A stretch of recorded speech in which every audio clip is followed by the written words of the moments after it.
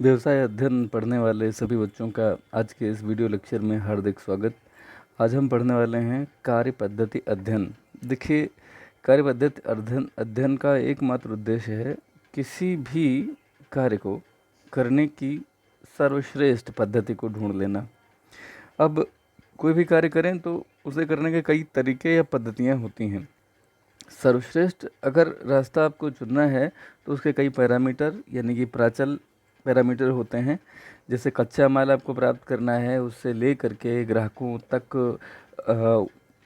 Finished goods पहुंचाना, ये जो कार्य होते हैं इसके अंतर्गत बहुत सारी क्रियाएं आती हैं। उन क्रियाओं को संपन्न करने की बहुत सारी कार्य पद्धतियाँ होती हैं। टेलर ने अध्ययन किया और उन्होंने कहा कि जितनी भी क्रियाएं हैं उनको सबको एक साथ अगर हम जोड़ दें और एक सर्वश्रेष्ठ विधि अपना लें। उन्होंने फोर्ड कंपनी में इसको बाकायदा सफलतापूर्वक इसका उपयोग भी किया। आज भी बहुत सारी ऑटो कंपनियां उसको अपनाती हैं। उद्देश्य सिर्फ एक ही है इस पूरी प्रक्रिया का। उद्देश्य क्या है, किस प्रक्रिया की हम बात कर रहे हैं? हम बात कर रहे हैं कि हमें पता चले कि कार्य पद्धति क्या होनी चाहिए सर्वश्रेष्ठ। ठीक है, वर्किंग प्रोसीजर और you can say work system क्या होना चाहिए। तो वो हमने जाना कि कई सारी क्रियाओं को उसके बेस्ट वे में करना। उद्देश्य क्या होता है?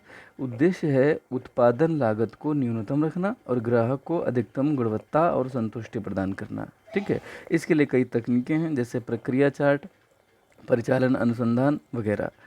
अगर आपको कार का डिज़ाइन करना है तो उसके लिए समुच्च रेखा यानी कि एक लाइन आप ड्रा करते हो। उसमें क्या क्या आता है? परिचालन क्रियाएं, कर्मचारियों का स्थान क्या होगा, मशीन एवं कच्चा माल आदि का क्रम क्या रहेगा, ये सब तय करना, यही बेसिकली कार्यवेद अध्ययन का एक हिस्सा है। हम यहाँ बारी बारी से कुछ पैरामीटर्स पे फोकस करेंगे। सबसे पहला जो इन्होंने अध्ययन किया था, गति अध्ययन किया। गति अध्ययन में इन्होंने बताया कि विभिन्न मुद्राओं की गति जो किसी विशेष प्रकार के कार्य को करने में की जाती है, इसका अध्ययन किया इन्होंने। जैसे आप कोई काम कर रहे हैं, मान लिया प्रोडक्शन हो रहा है कहीं पे और आप वर्कर के तौर पे वहाँ काम कर रहे हैं, तो उठना, बैठना, रखना, स्थान बदलना, एक जगह से दूसरी जगह जाना, ये जो कार्य करने होते हैं ये आपकी गति को दर्शाते हैं। अब महसूस कीजिए, किचन में आप चाय बनाने के लिए जाते हैं या आप कोई भी काम कर रहे होते हैं, तो ऐसी स्थिति में आप देखते हैं कि आपकी पोजीशन, आपका पोस्चर एक जैसा नहीं होता। कभी आप बैठ करके सब्जी काटते हैं, कभी खड़े खड़े खाना बनाते हैं, कभी आपको पानी उठाने के लिए या कोई सामान उठाने के लिए झुकना पड़ता है। तो ये जो काम सारे आपको करने पड़ते हैं कि आपके मोशन हैं, इन्हें मोशन स्टडी कहा जाता है। ठीक है, तो इसके अंतर्गत क्या क्या आएगा? जो अनावश्यक चेष्टाएं हैं, जो बार बार आपको उठना झुकना पड़ता है, जो अवॉइड किया जा सकता है, उसको अवॉइड कर लिया जाए।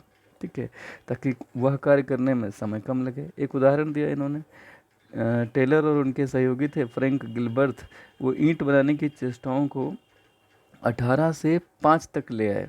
मतलब जो उसमें 18 गतिविधियां हुआ करती थी, उन्होंने 5 तक उसे सीमित कर दिया और यह देखा कि इस प्रक्रिया से उत्पादकता 4 गुना बढ़ी।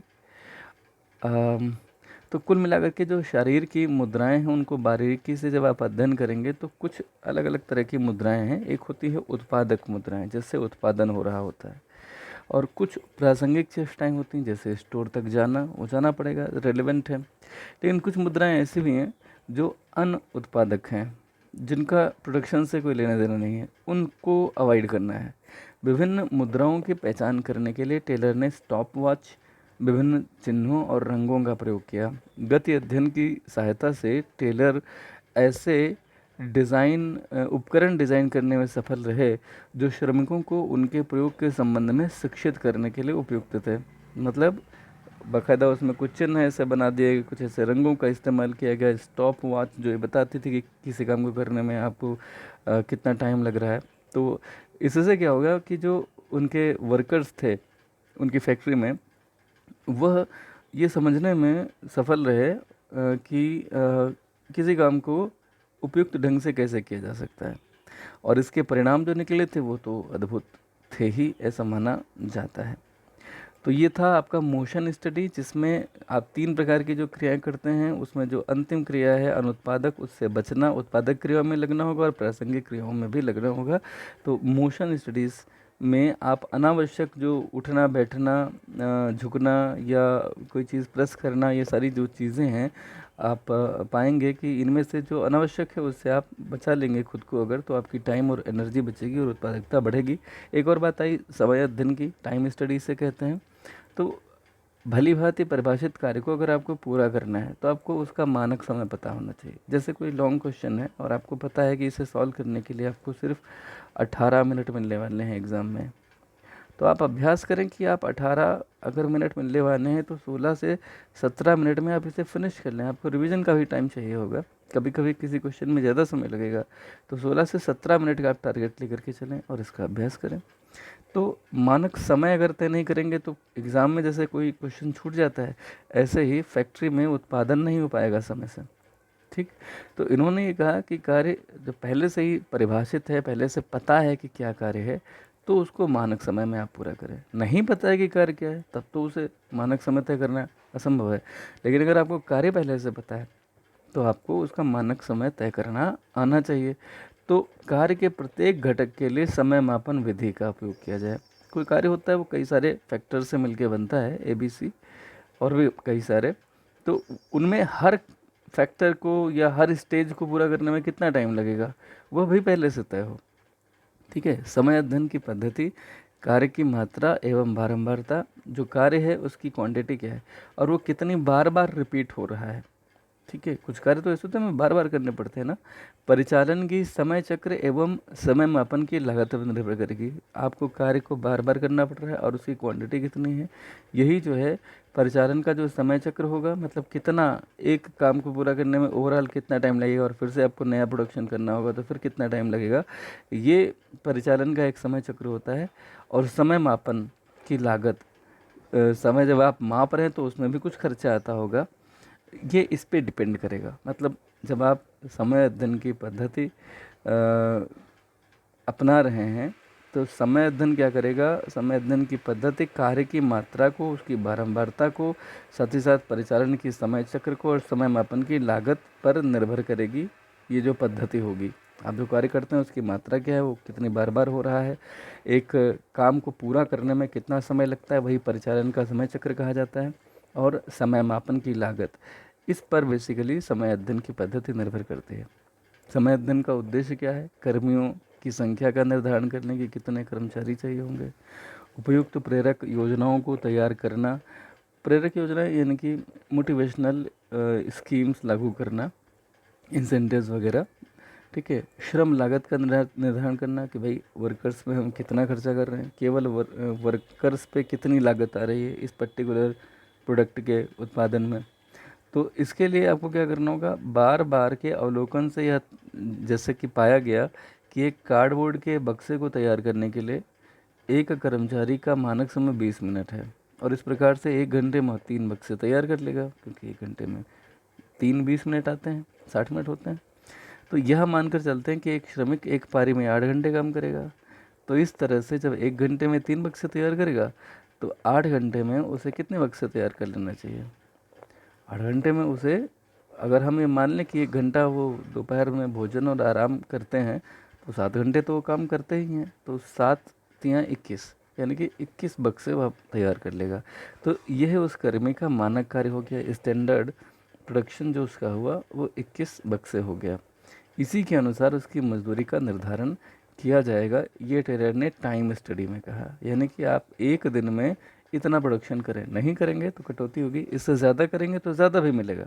ठीक, एक और बात आई इसमें, जैसे अभी आपने देखा ना कि इन्होंने कहा कि अगर 8 घंटे वो काम करता है तो 1 घंटा दोपहर में भोजन और आराम का वो निकाल देता है। ये टेलर ही थे जिनकी वजह से ये जो 1 घंटा आराम का मिलता है ये मिलने लगा। अदरवाइज़ उससे पहले लोग जाते थे और दिन भर काम करते थे, बीच में कभी भी कोई ऐसा फिक्स नहीं था कि ये लंच आवर है। ठीक है, कभी भी जब थक जाते थे बेचारे तो ठहर जाते थे, लेकिन जैसे ही सुपरवाइजर आता था डरता था, क्यों बैठे हुए हो, चलो जल्दी से उठो, दिन भर बैठे रहते हो, इस तरह का रहता था। टेलर ने कहा कि नहीं भाई, व्यक्ति है, मशीन नहीं है, इसको थोड़ा सा रिलैक्सेशन चाहिए। तो ये फैटिग स्टडी में आता है, थकान अध्ययन में। ध्यान से सुनिएगा, कोई भी व्यक्ति कार्य करते करते शारीरिक रूप से और मानसिक रूप से भी थकता है। वैसे थकान, मैं आपको बताऊं, मेरा अनुभव है और आप भी मानते होंगे, मानेंगे कि थकान शारीरिक से ज़्यादा मानसिक होती है। कोई कार्य आपको बहुत अच्छा लग रहा हो, आप शारीरिक रूप से थकते ही नहीं हैं अगर आप उसमें मानसिक सुख पा रहे होते हैं। ठीक, जैसे मैंने देखा है कवि सम्मेलनों में लोग रात रात भर खड़े खड़े कवि सम्मेलन का आनंद लिया करते हैं और बिल्कुल नहीं थकते, उन्हें बड़ा मज़ा आता है। रात भर सुबह 4 बजे तक खड़े खड़े कवि सम्मेलन का या किसी दूसरे प्रोग्राम का आनंद लोग लिया करते हैं, थकते नहीं हैं। लेकिन अगर किसी से यूं ही कह दिया जाए कि चलो 10 मिनट खड़े हो जाओ, तो वो जो 10 मिनट खड़ा होना है ना, वो उतने में ही थक जाएंगे, क्योंकि उसमें उन्हें मानसिक आनंद नहीं मिल रहा है, मानसिक रूप से वो थके हुए हैं उस कार्य को करने में। तो कोई भी व्यक्ति करते करते मानसिक रूप से थकता है पहले, फिर शारीरिक रूप से भी थकान उसे अनुभव होने लगती है। समय समय पे उसे आराम मिलना चाहिए, इससे उसको आंतरिक बल फिर से मिल जाएगा और वो फिर से अपनी पहले की जैसी क्षमता से कार्य कर पाएगा। इससे उत्पादकता में वृद्धि होगी। आप लोगों ने वो सुनी होगी ना कहानी, 2 लकड़हारे थे। एक लकड़हारा बहुत बलिष्ठ था, काफ़ी हट्टा कट्टा था, दूसरा उतना उसके जैसा उतना बलिष्ठ नहीं था, उतना ताकतवर नहीं था। लेकिन पहला वाला जो था, जो बहुत बड़ा जो है पहलवान था, मोटा था, उसके आगे जो छोटा सा एक लकड़हारा था, वह जो है वह बेसिकली जो उत्पादन कर रहा था, और ये वाला जो कर रहा था, जो कटाई कर रहा था लकड़ी की, ये कम कर पा रहा था और ये वाला ज़्यादा कर रहा था। कैसे हो रहा था? ये दिन भर जाता था, एक कुल्हाड़ी लेता था और उसको जो है वो पेड़ काटने में यूज़ करता था। तो सुबह तो वो अपने कुल्हाड़ी को अच्छे से धार लेकर के लगा करके जाता था। एक पेड़ काटने में उसे 3 घंटे लगते थे। उसके बाद में वो दूसरा पेड़ काटने लगता था, फिर तीसरा काटने में लग जाता था। ये वाला जो था, ये अपनी कुल्हाड़ी को लेके जाता था, एक पेड़ काट लेता था, उसके बाद में फिर तुरंत काम नहीं करता था। एक पेड़ काटने के बाद थोड़ी देर बैठता था और अपनी कुल्हाड़ी पे फिर से धार लगाता था। उतनी देर में कुल्हाड़ी पे धार लगा लेता था, आराम भी कर लेता था। और फिर जब नया पेड़ काटता था तो फिर से उसकी कुल्हाड़ी मजबूत थी, उसको ये पता भी है कि हाँ अब वो आसानी से काट सकेगा। तो ये व्यक्ति दिन भर में 3 पेड़ काटता था और ये व्यक्ति दिन में 5 पेड़ काटता था। तो आप समझ लीजिए कि छोटा व्यक्ति ज़्यादा काम कर पा रहा था। क्यों? क्योंकि उसे बीच में आराम भी मिल रहा था और उसके जो टूल्स थे उन्हें भी वह फिर से दुरुस्त कर पा रहा था। कुल मिलाकर के वही कहानी यहाँ पर टेलर ने अपना ली है। देखिएगा, ध्यान से सुनिएगा। उत्पादकता में वृद्धि तब हो सकेगी जब बीच बीच में आपको रिलैक्सेशन करने का मौका मिले। थकान अध्ययन यानी कि फैटिग स्टडी किसी कार्य को पूरा करने के लिए आराम के अंतराल की अवधि और बारंबारता को तय कर देता है। जैसे किसी संयंत्र में सामान्यतः 8 घंटे की एक पारी होती है और इस हिसाब से 3 पारियों में कार्य हो रहा होता है। 3 शिफ्ट में काम होता है, 8-8 घंटे की, 24 घंटे का समय। बड़ी बड़ी फैक्ट्रीज कभी भी रुकती नहीं, रात दिन काम चलता रहता है 3 शिफ्ट में। यदि कार्य एक पारी में हो रहा है तो श्रमिक को भोजन आदि के लिए कुछ आराम का समय देना होगा ना। यदि कार्य भारी शारीरिक श्रम वाला है तो श्रमिक को कई बार थोड़ी थोड़ी अवधि का आराम देना होगा, जिससे कि इसकी ऊर्जा जो है उसकी क्षतिपूर्ति हो जाए, उसका कंपनसेशन हो जाए और वह अपना अधिकतम योगदान दे सके। थकान के कारण कई सारे होते हैं। लंबे कार्य के घंटे, अनुपयुक्त कार्य करना। कभी कभी आप वह कार्य कर रहे हैं जिसके लिए आप उपयुक्त नहीं हैं या वह कार्य आपके लिए उपयुक्त नहीं है। अपने अधिकारियों से संबंधों में माधुर्य की कमी है तो भी आप थकेंगे। अगर आपके सीनियर जो आपसे काम करा रहे हैं, अगर आपका उनसे संबंध अच्छा नहीं है तो आप थक जाएंगे वह कार्य करने में। अगर आपका उनसे संबंध बड़ा अच्छा है तो आप पाएंगे कि आपके ऊपर थकान का असर उतना नहीं होगा। अच्छा, कार्य की अगर ख़राब स्थितियां हैं, परिस्थितियां हैं, तो भी नहीं हो पाएगा, जल्दी थक जाएंगे। अच्छे कार्य निष्पादन में आने वाली अड़चनों को आपको एज अ मैनेजर दूर कर देना ही उचित होता है। ठीक है, तो ये आपने अभी पढ़ा था। बेसिकली जो वर्किंग सिस्टम है उसके अंतर्गत आपने सबसे पहले पढ़ा था गति अध्ययन यानी मोशन स्टडी, फिर आपने पढ़ा टाइम स्टडी। ठीक है, और फाइनली आपने पढ़ा थकान अध्ययन यानी कि फैटिग स्टडी, FATIGUE। ठीक है, फैटिग स्टडी।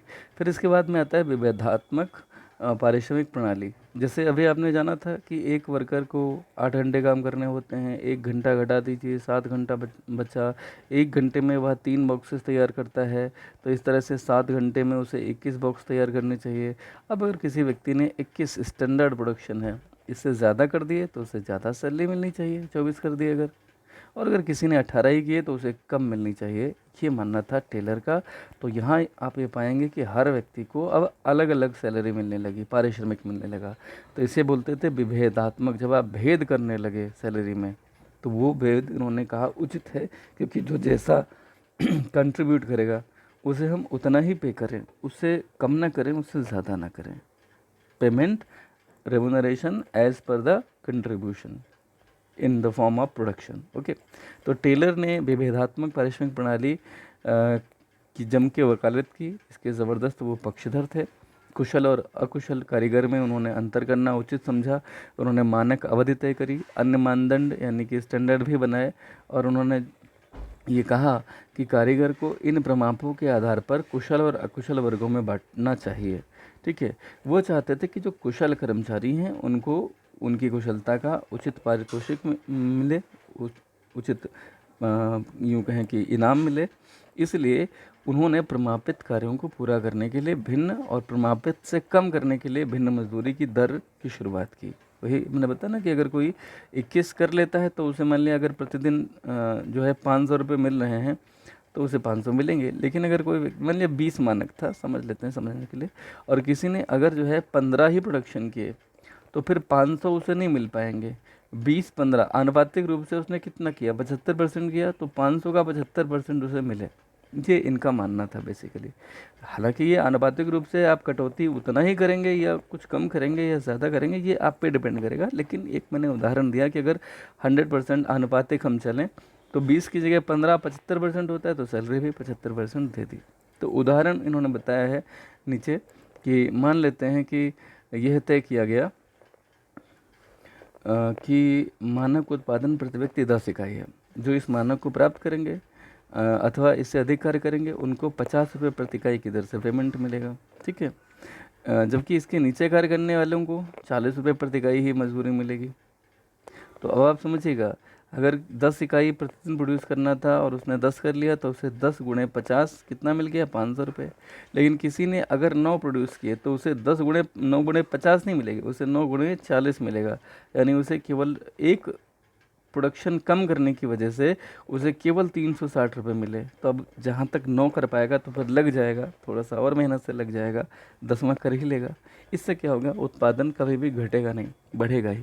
ठीक है, फिर ये भी कहा कि अगर कुशल कर्मचारी 11 अगर कर लेता है तो फिर उसे 11 के अगर उसने 11 कर लिया या उसके ऊपर उन्होंने कहा, मान लिया 20 के ऊपर कहा कि 20 के ऊपर अगर कर लेता है तो उसे, या 15 के ऊपर कर लेता है तो उसे हम 60 रुपये के हिसाब से पेमेंट करेंगे।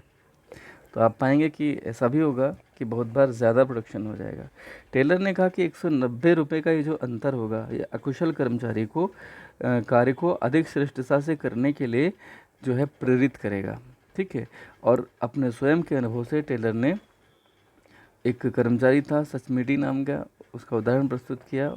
वो बेथलेहम स्टील में कार्य करता था। उसने वैज्ञानिक प्रबंध की तकनीकों के अनुसार कार्य करते हुए प्रतिदिन बॉक्स कार में कच्चे लोहे के लदान में 12.5 टन प्रति व्यक्ति प्रतिदिन से बढ़ा करके उसने कितना कर लिया था, 47 टन प्रति व्यक्ति प्रतिदिन वृद्धि कर ली। ठीक है, और उसकी आय में $1.15 से $1.85 वृद्धि होने लगी, जो कि 60% की वृद्धि थी। तो वैज्ञानिक प्रबंध की तकनीकों को पर एक बार फिर से अगर निगाह डालें तो बड़ा महत्वपूर्ण होगा, क्योंकि कार्यकुशलता टेलर के सभी तरीकों को एकीकृत कर संपूर्णता लिए हुए हैं। ये वैज्ञानिक प्रबंध की जो टेक्निक्स हैं, कार्यकुशलता की खोज के लिए एक सर्वश्रेष्ठ पद्धति की खोज करनी होती है। चयन की गई पद्धति दिन के उचित कार्य के निर्धारण में सहायक होती है। जो दिन के उचित कार्य को पूरा कर लेते हैं और उससे भी अधिक कर लेते हैं, उनको दूसरों से अलग मानने के लिए क्षतिपूर्ति प्रणाली होनी चाहिए।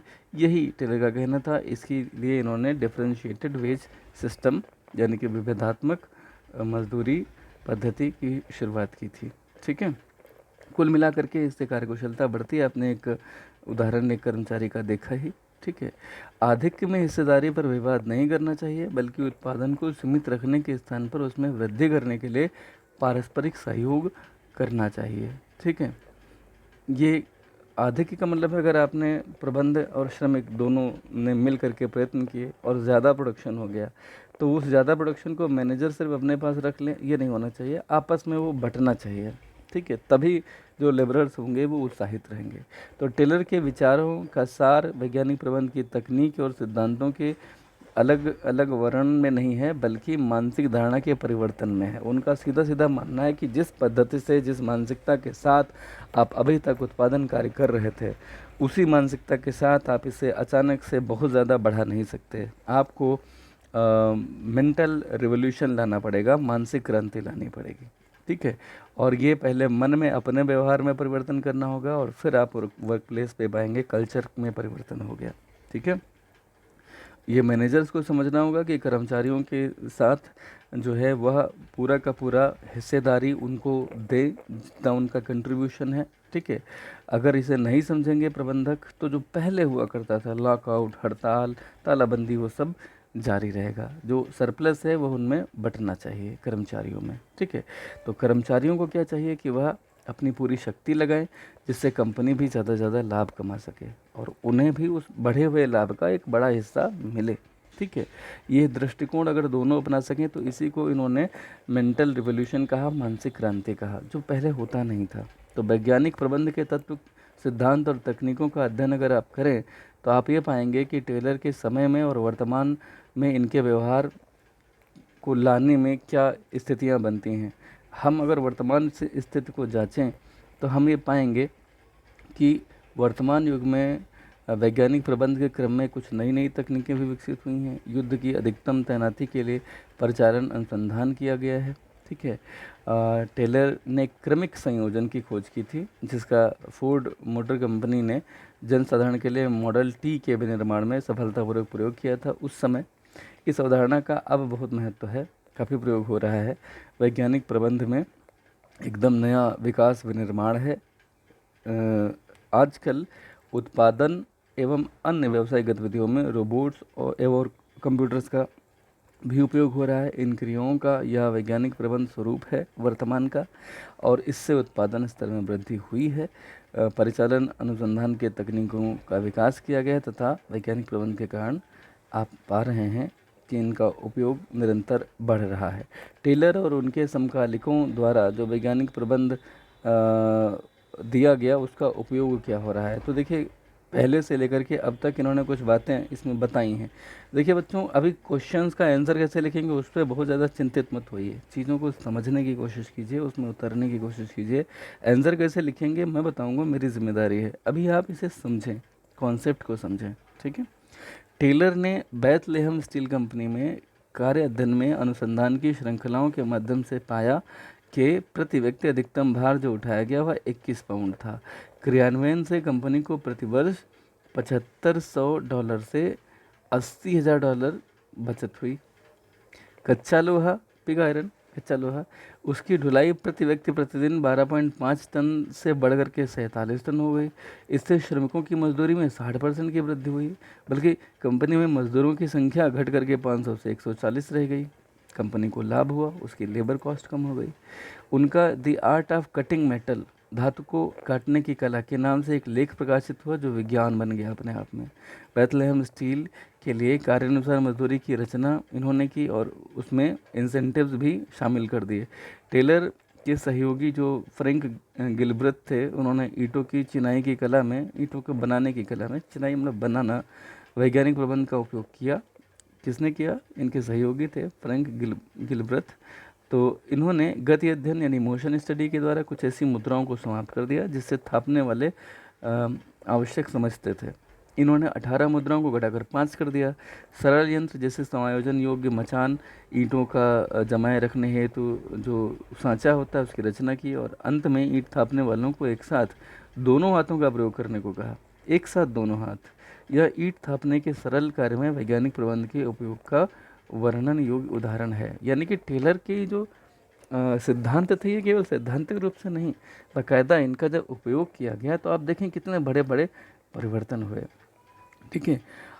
आधुनिक उत्पादन वैज्ञानिक प्रबंध के कुछ शब्द हैं, उनका संग्रह यहाँ किया गया है।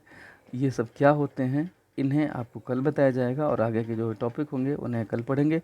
फिलहाल जो फयोल के सिद्धांत होंगे उन्हें पढ़ेंगे, और ये जो कुछ इस्तेमाल होते हैं शब्द इसमें आता है समयावधि का निर्धारण, धीमा विनिर्माण, केजन क्या होता है और 6 सिग्मा क्या होता है।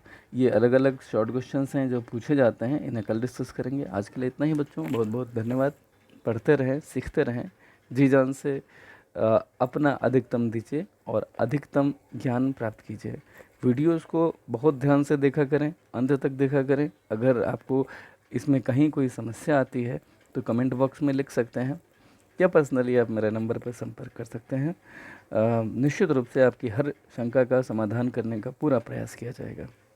आपके सहयोग के लिए हम आपके बहुत आभारी हैं।